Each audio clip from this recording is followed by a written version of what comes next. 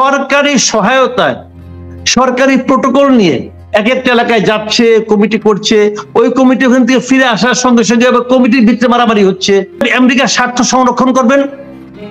এখন একজন বাংলাদেশী হিসেবে আমি যদি বলি যে আলী রিয়াজ এই সংবিধান সংস্কারের নামে আমেরিকার স্বার্থ সংরক্ষণ করছে, আমি ভুল বলবো? ভুল বলবো আমি? এটা আমার মতো একজন সাধারণ নাগরিক যদি বলতে পারে, বিএনপি বলবে না? এইটা শেষ হওয়ার পরে আলী রিয়াজকে দেশে থাকবে না আমেরিকা ব্যাক করবে? আমেরিকা ব্যাক করবে। আলী রিয়াজ কি আমেরিকার নাগরিকত্ব ত্যাগ করেছে এখন পর্যন্ত? ত্যাগ করে নাই। কেন ত্যাগ করে নাই? কেন ত্যাগ করে নাই? তাহলে এই সংস্কারের গণসমর্থন নাই বলছেন এবং বিএনপি সমর্থন? আমি মনে করি একদম নাই। আচ্ছা, কতগুলি শুনেন, এনজিওদের করা সংস্কার পলিটিক্যাল পার্টি মানবেই নাই মনে করি না। হয়তো সেখানে কিছু ভালো পয়েন্ট আছে, এনজিওরা কিন্তু মিষ্টি মিষ্টি আলাপ করে, কিছু ভালো ভালো পয়েন্ট আছে, নাই একদম আমি তা বলছি না, কিন্তু কিছু কিছু ভালো পয়েন্ট আছে ওখানে, আবার কিছু কিছু বিতর্কিত পয়েন্ট আছে। কিন্তু ইগোজনিত কারণে রাজনৈতিক দলগুলো এনজিওদের অনেক ভালো পয়েন্ট প্রতিবাদ করবে, আমি একেবারে শিওর।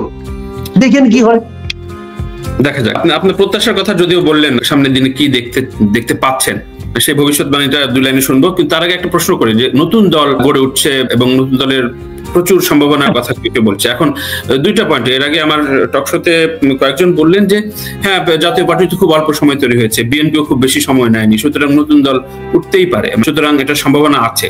আপনি কি মনে করেন এই অবস্থায় নতুন যে দল, অলরেডি একজন উপদেষ্টা পদত্যাগের বিষয়টা ঘোষণা দিয়েছেন, নতুন দল নিয়ে সমাবেশ করবেন নিশ্চয়ই, তো নতুন দলের সম্ভাবনা কেমন দেখছেন? দেখেন, আমি নিজে ব্যক্তিগতভাবে নতুন দলের পক্ষে। আমি চাই একটা নতুন দল হোক, আমি চাই ইয়াংদের নেতৃত্বে একটা নতুন দল হোক, আমি চাই নতুন নতুন আদর্শিক চিন্তা ভাবনা নিয়ে একটা নতুন দল মানুষের মধ্যে ছড়িয়ে পড়ুক, এটা আমি চাই। এই কারণে আমি চাই যে মানুষের কাছে গণতন্ত্রের মূল যে বিষয়টা, যে মানুষের কাছে পর্যাপ্ত সংখ্যক বিকল্প থাকা দরকার। আমি কাকে বেছে নেব, আমার জন্য অনেকগুলি বিকল্প থাকলে আমি একজন ভোটার হিসেবে আনন্দিত হই, যে কারণে আমি নতুন দলকে পছন্দ করি, একটা পয়েন্ট।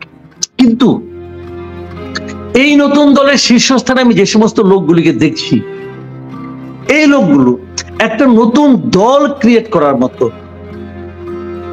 তাদের ওরকম ধীর স্থির চিন্তা ভাবনা, মেধা এবং তাদের সাংগঠনিক দক্ষতা কোনো পরিচয় আমি এখন পর্যন্ত দেখিনি। এবং তাদেরকে আমার কাছে এক একজনকে ফাঁপানো বেলুনের মতো মনে হয়েছে। এই সরকার, নতুন যে সরকার আছে, এই সরকার একটা সম্ভাবনাময় দলকে অঙ্কুরেই বিনষ্ট করে দিয়েছে।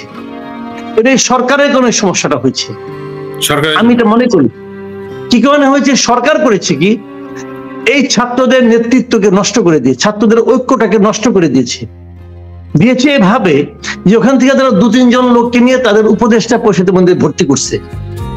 ভর্তি করার মধ্যে তাদের মধ্যে এক ধরনের লোভ জন্ম নিচ্ছে এবং এই লোকটা সারা দেশে ছড়িয়ে পড়ছে। সারা দেশে এখন এই বৈষম্যবিরোধী ছাত্র আন্দোলনদের প্রশাসনে বিভিন্ন কর্মকাণ্ডে তাদের প্রভাব প্রতিপত্তির কথা আমরা প্রতিদিন শুনতে পাচ্ছি। এই যে শুনতে পাচ্ছি, এই ঘটনা প্রবাহ সাধারণ মানুষের মধ্যে এদের ব্যাপারে অতটা আশাবাদী এখন আর করে না।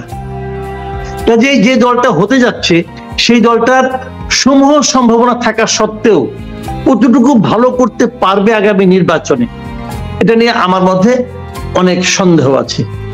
কিন্তু তারপরেও আমি বলবো আরেকটা নতুন দল হোক, এই হওয়াটা ভালো। এটা এবং গণতান্ত্রিক প্রক্রিয়ায় এটা প্রত্যাশা করতে পারি আমরা। কিন্তু যে বর্তমানে কয়েকটা ঘটনা নিয়ে একটু ছোট করে বিশ্লেষণ চাবো। কুয়েট শিক্ষার্থীদের উপরে হামলা এবং ছাত্রদল হামলা করলো, কয়েকটা গ্রুপ থেকে বলা হয় কেউ তিস্তার থেকে ফোকাস সরানোর জন্য, এর আগের সরকারের সময় আলোচনা হয়েছে, ফোকাস সরানোর জন্য কিছু করা হয়। হঠাৎ করে ছাত্রদল, ছাত্র শিবির মুখোমুখি সংঘর্ষ সমন্বয়কদের সাথে, এইটাকে কি মনে করছেন? সম্পর্কটা মলিন হতে শুরু করেছে কিনা? দেখেন, মাত্র 6 মাস আগে যারা যারা মারামারি করলো তারাই কিন্তু গলা মিলিয়ে একসঙ্গে গলাগলি করে আন্দোলন করেছিল হাসিনার বিরুদ্ধে। এখন তারা মারামারি করছে।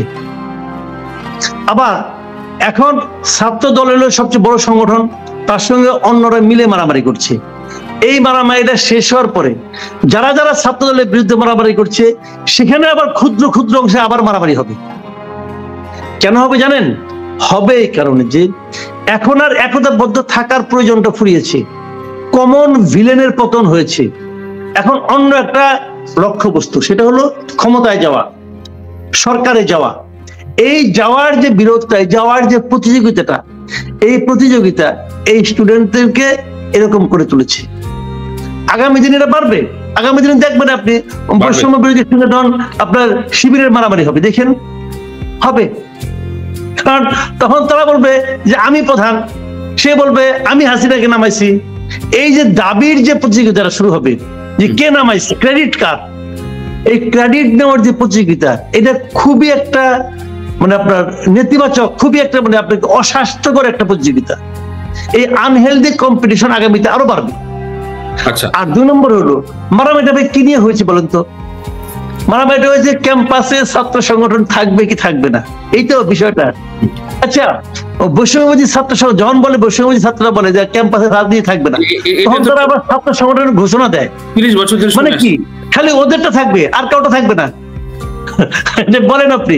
2 দিন আগে মধুর ক্যান্টিনে তারা বললো আমরা একটা নতুন ছাত্র সংগঠন করতে যাচ্ছি, বলছে না? এই বারেক মজুমদার সবাই মিলে বলতেছে, তার মানে কেবল ওদেরটা থাকবে আর কাউটা থাকবে না। ভাই এই সমস্ত কথাবার্তা মানে তারা তো বলে আনন্দ পাচ্ছে, তাদের মুখের উপর প্রতিবাদ করছে না। মানুষ বোঝে না, মানুষ বোঝে। এখনো মনে করেন, আপনার বলি একটা কথা আপনাকে আমি, ছাত্রদল বাংলাদেশের ওয়ান অফ দা বিগেস্ট আপনার party, student party, student wing. তাদের সঙ্গে এটা লাগলে সুবিধা করবে, এটা ভালো কাজ হয়নি। এই মারামারিটা আলটিমেটলি বৈষম্যবিরোধী ছাত্র আন্দোলনের জন্য কোনো শুভ ফল বয়ে আনবে না। বৈষম্যবিরোধী ছাত্র আন্দোলনের মধ্যে অনেক লোক আছে যারা নাকি ছাত্রদল করে, অনেক আছে। এটা কোথেকে আসছে ভাই? ছাত্র শক্তি, ছাত্র শক্তি থেকে আসছে। ছাত্র শক্তি কোথায় ছিল একদিন? এই পার্টির কেউ চিন্ত না, সারা দেশে কোনো বেজ ছিল।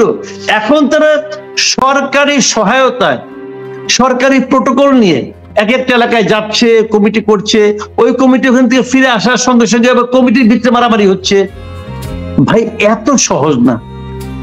শুনেন, কিংস পার্টি কথা বলি না আমরা, অনেক বলছে জাতীয় পার্টি তো রাষ্ট্র ক্ষমতায় থাকা অবস্থায় দল গঠন। আমি বলছি আপনাকে, আমি বলছি কিংস পার্টি কিন্তু অনেকে বললে আবার মাইন্ড করে, মাইন্ড করার কিছু নাই ভাই। বাংলাদেশের প্রথম কিংস পার্টি হলো বিএনপি, দ্বিতীয় কিংস পার্টি হলো এই জাতীয় পার্টি, তারপরে 111-এর সময় আরেকটা কিংস পার্টি হওয়ার চেষ্টা করছিল। এখন আরেকটা কিংস পার্টি হচ্ছে এই যে নাগরিক ঐক্য, নাগরিক কমিটি যারা আছে এবং এই বৈষম্য বিরোধী ছাত্র আন্দোলন যারা আছে, এদের নিয়ে পার্থক্যটা হলো বিএনপি এবং জাতীয় পার্টি যখন কিংস পার্টি হয় তখন তারা সরাসরি যে কিং ছিলেন তিনি ওই দলের প্রধান ছিলেন, উনি সরাসরি ফিল্ডে ছিলেন, যে কারণে ওই দলটা শক্ত হয়ে দাঁড়ানোর সুযোগ পেয়েছিল। মানে একটা গাছ যদি আপনি বোনেন, প্রথম দিন থেকে যদি গাছের গোড়ায় নড়াচড়া শুরু করেন, ওই গাছ হবে না, কিন্তু গাছটাকে শক্ত হয়ে দাঁড়াতে দিত। যখন গাছটার শেকড় মাটিতে লেগে যাবে তখন কিন্তু ঝড় বাদল ওই গাছটাকে আর নড়াতে পারবে না, উপড়াতে পারবে না। তো ওখানে কিং ছিল। বিএনপি গঠন করার পর কিং সদল মানে বহাল তবিয়তে অনেক বছর ছিল। জাতীয় পার্টিও হওয়ার পরে কয়েক বছর তার প্রধান ওই দলের সঙ্গে ছিল, যে কারণে ওই দলগুলো শিকড় গজানোর সুযোগ পেয়েছে। এবং কিং শুরু করলেও ওই দলগুলো পরে কিন্তু গণমানুষের মধ্যে তাদের একটা ভিত্তি তারা তৈরি করতে পেরেছিল। আর এই কিংস পার্টির আয়ু কতদিন ভাই? এই কিং এর আয়ু কয়দিন? নির্বাচন পর্যন্ত। এই কয় মাসে একটা পার্টি এত সহজ না রে ভাই, এত সহজ না। ফেরদৌস আহমেদ কুরেশি শুরু করেছিল 111-এর সময়। ফেরদৌস আহমেদ কুরেশির যে রাজনৈতিক প্রজ্ঞা, তার যে রাজনৈতিক ক্যারিয়ার, তার মানে 50 ভাগের 1 ভাগ কি